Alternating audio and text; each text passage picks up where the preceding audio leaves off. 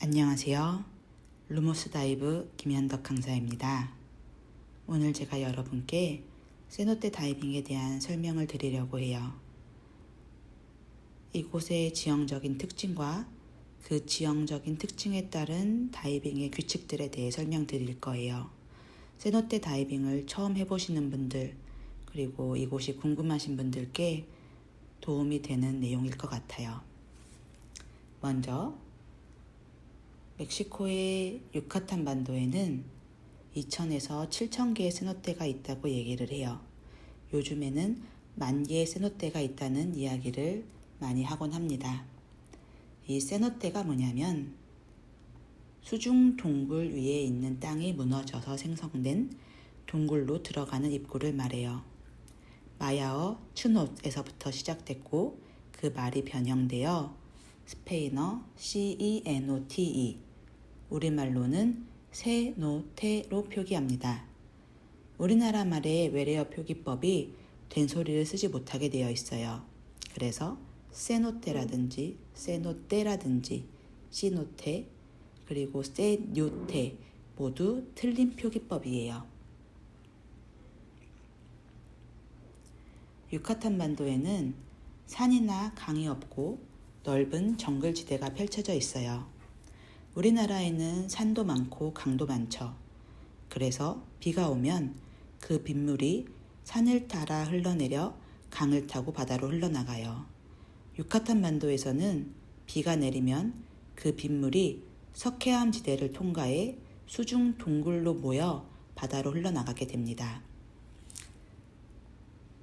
그래서 바다를 향해 흐르는 수중 동굴이 형성되어 있어요. 이 수중 동굴에는 업스트림과 다운스트림 방향이 있는데 바다로 흘러나가는 중간이 무너져 내렸으니까 그 무너져 내린 곳에서 더 바다 반대 방향으로 가는 것이 업스트림이고 바다 방향으로 가는 것이 다운스트림이에요. 업스트림과 다운스트림에는 시야의 차이가 있을 수 있어요. 업스트림은 동굴 안에 있던 물이 동굴 밖으로 나오는 거라 시야가 좋아요. 반대로 다운스트림은 우리가 오픈된 곳에서 물놀이를 하거나 다이빙을 하거나 스노클링을 하면 그때 생성되는 부유물이 다운스트림 입구 쪽에 쌓일 수 있어요. 그래서 입구만 놓고 비교해 보면 다운스트림 쪽이 약간 시야가 안 좋을 수 있지만 조금 더 안쪽으로 들어가면 시야는 모두 좋습니다. 캐번 다이빙을 할 수 있는 세노테는 약 20군데 정도예요. 주로는 플라야 델 카르멘과 툴룸 사이에 있고요. 모든 세노테는 사유지예요. 그 얘기는 땅 주인이 있고 그 입구의 주인이 정한 규칙에 따라 우리가 다이빙을 해야 되고 또 입장료를 내야 되고 그 외의 규칙들도 주인이 정하는 대로 따라야 된다는 거예요.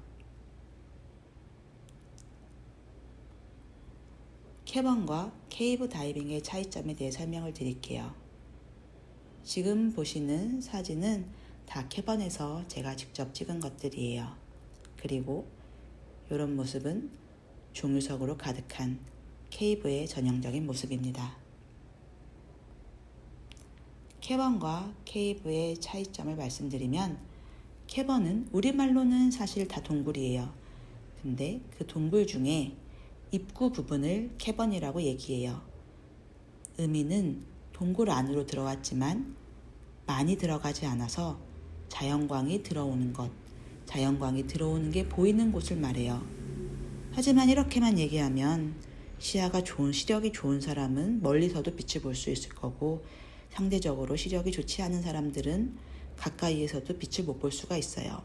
그래서 빛이 들어오는 입구에서부터 직선거리로 60m 이내의 지역을 캐번 구역이라고 정의를 했고 그 안에 우리가 다이빙을 할 수 있도록 이미 라인이 설치되어 있어요. 캐번 라인이라고 부르는 것입니다. 캐번 다이빙은 크게 3개의 형태가 있다고 생각하시면 돼요. 먼저 하나의 세노테가 큰 경우에요. 세노테가 크면 그 주변으로 60m 둘레도 넓은 면적의 지역이겠죠. 그래서 그 주변으로 한 번의 다이빙을 40분에서 50분 정도 재미있게 할 수가 있을 수도 있을 거예요. 하지만 반대로 세노테 자체가 작은 경우도 있어요. 그래서 그 세노테 주변 60m를 한 바퀴 돌았더니 10분 만에 다이빙이 끝난다면, 그렇다면 우리가 캐번 다이빙을 하기에 적합하지 않겠죠. 하지만 유카탄 반도에 10,000개의 세노테가 있다는 것은 세노테 하나만 어딘가에 덩그러니 있는 게 아니라 그 주변에 다른 세노테들이 있을 수 있는 가능성이 있어요. 하나의 세노테에서부터 60m 거리를 왔더니 그 앞으로 60m 거리에 또 다른 세노테가 있다고 하면 그 2개의 세노테를 연결해서 우리가 다이빙을 할 수 있어요. 그럴 때 그 2개의 세노테 사이의 거리는 120m가 돼도 되겠죠. 이런 식으로 여러 개의 세노테를 연결해서 다이빙을 하는 경우도 있습니다. 그리고 또 다른 형태로는 싱크홀 타입의 깊은 세노테들이 있어요. 이런 세노테들은 주로 실제 바닥은 60m 정도로 매우 깊지만 우리는 30m 내로 다이빙을 하게 됩니다. 무너져 내린 땅 아래로 가는 것이지 동굴 안쪽으로 가지는 않는 타입의 다이빙이에요. 이런 세노테 다이빙을 할 때 어떠한 환경적인 특징이 있는지 설명을 드릴게요. 먼저 시야가 굉장히 좋습니다. 석회암 지대를 통과한 지하수이기 때문에 시야는 무한이라고 생각하셔도 돼요. 우리의 랜턴이 멀리까지 비춰지면 그 범위까지가 나의 시야가 돼요. 수온은 1년 내내 25도 정도예요. 그리고 민물이고요. 그래서 바다에서보다 약 2kg 정도 웨이트를 적게 하시는 게 좋습니다. 그리고 동굴 안에서는 우리가 동굴 입구 부분에서 멋진 빛내림을 볼 수 있기도 하고 동굴 지형, 종유석, 석순, 석주 등을 볼 수 있어요. 종유석은 고드름처럼 천정에서 아래로 자란 것을 말하고 석수는 아래에서부터 위로 쌓인 것, 그 2개가 만나면은 석주를 형성하게 돼요. 그리고 또 이 지역에서 볼 수 있는 특이한 것으로 연분약층과 황화수소층이 있어요. 연분약층은 할로클라인이라고도 하는데 바닷물과 민물의 경계면을 말해요. 수중 동굴이 주로 민물로 채워져 있지만 그 민물이 바다를 향해 흘러나가요. 그 얘기는 바닷물이 반대로 안으로 들어올 수도 있다는 것이죠. 바닷물이 동굴 안으로 들어왔을 때 무거운 바닷물이 아래에 있게 되고 가벼운 민물이 위에 있게 돼요. 그 경계면을 연분약층, 할로클라인이라고 합니다. 이 할로클라인을 주로 볼 수 있는 곳은 세노테 에덴, 타지마하, 엘핏, 쿠쿨칸 등이에요. 만약에 이 할로클라인을 아무도 지나가지 않았다면 우리는 물속에 있으면서 평탄한 물의 면을 볼 수 있어요. 하지만 이곳을 누군가가 지나갔다면, 누군가가 지나가면서 민물과 바닷물의 경계면을 흐트러뜨리면 마치 우리가 바다에서 수온 약층을 볼 때와 마찬가지로 아지랑이 핀 것처럼 보여요.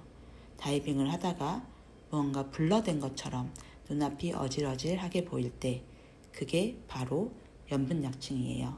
그럴 때는 너무 가까운 곳을 보기보다 조금 멀리 보시면 랜턴을 비춰서 라인과 조금 먼 곳을 보시면 평탄한 물의 경계면을 보실 수 있어요.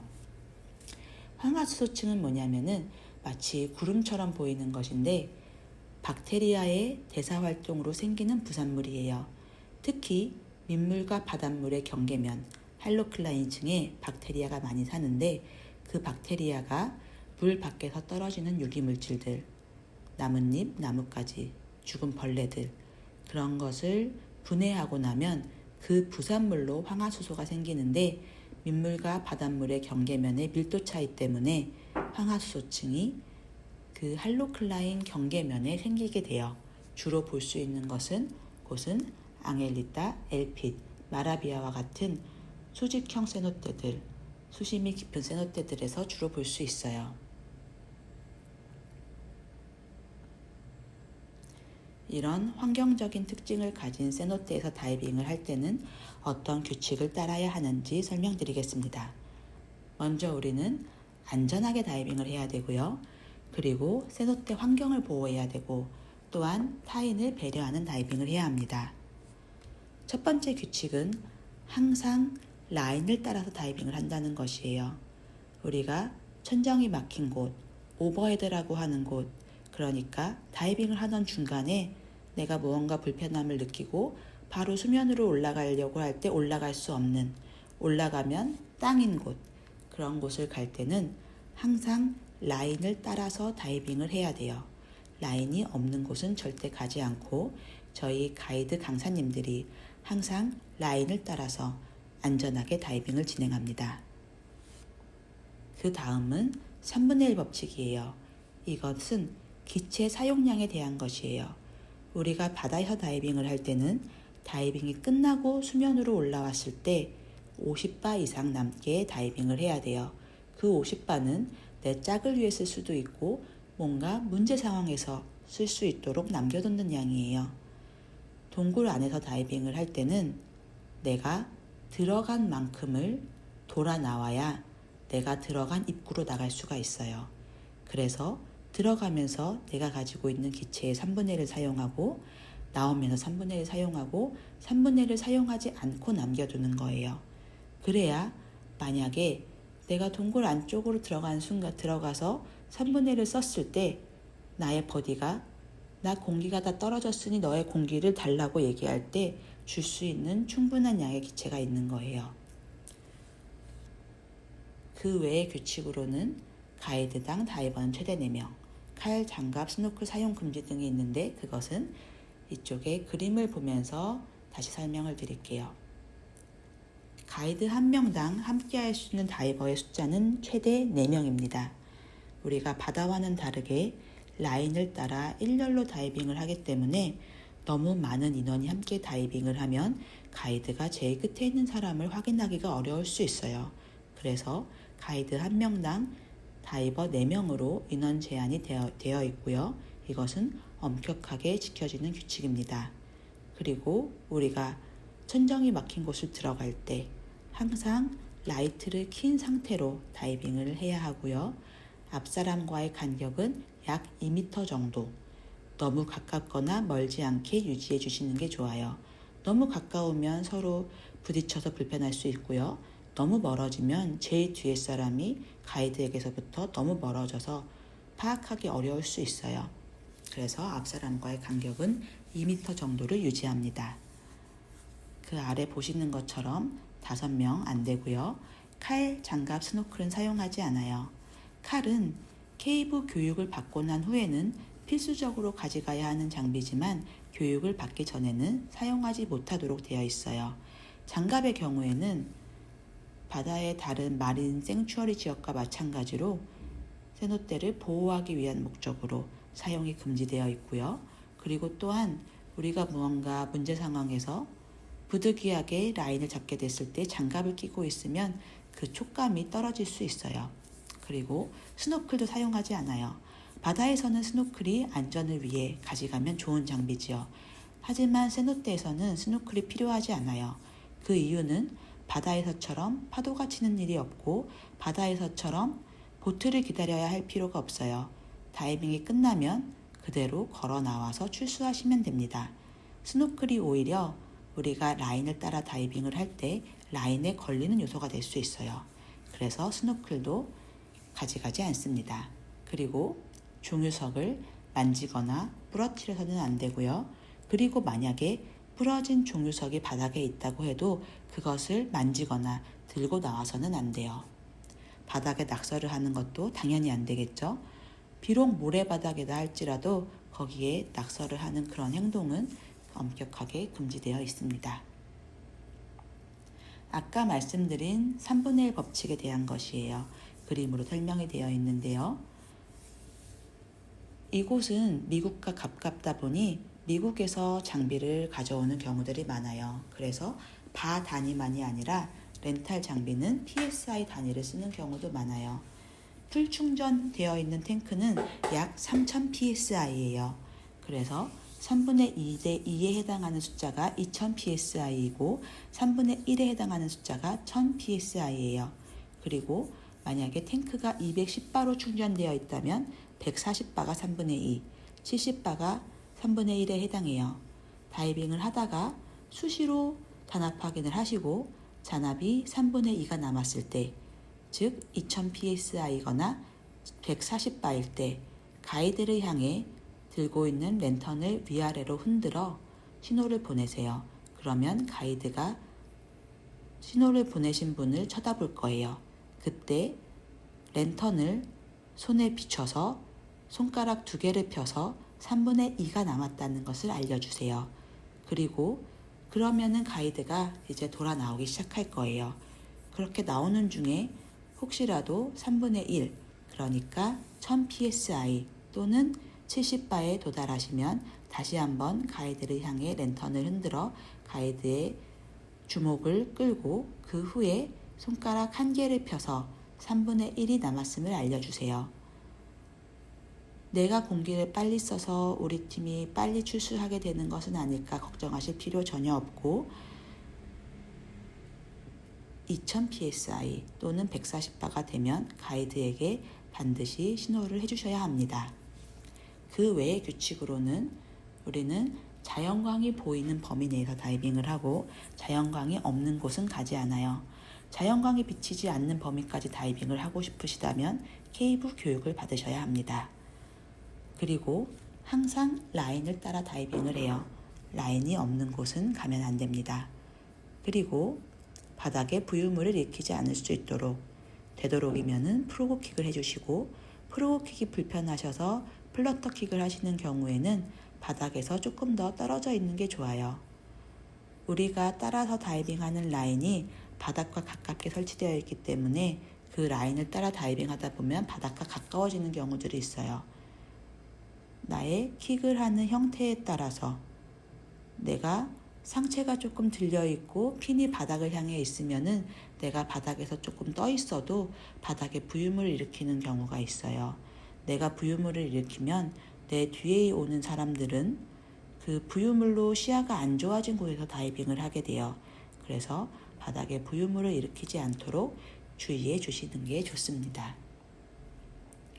그리고 앞사람과의 간격은 2m 정도이고 다이빙은 천천히 진행해요.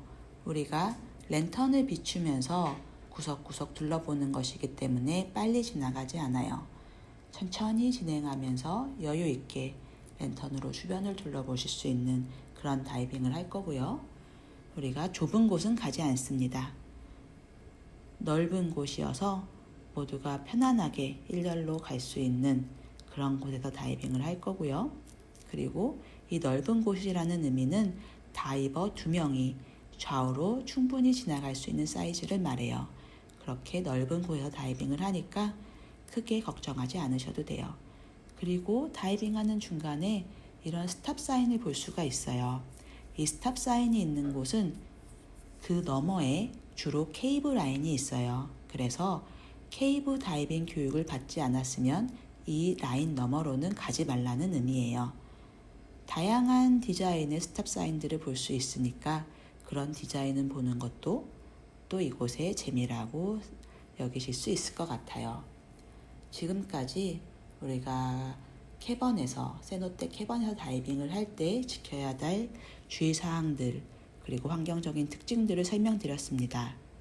함께 다이빙하는 가이드가 또 필요한 사항들 그리고 각 사이트에 대한 브리핑을 해주겠지만 이런 내용들을 전반적으로 알고 다이빙을 하실 수 있기를 바라는 마음에서 영상을 만들었어요.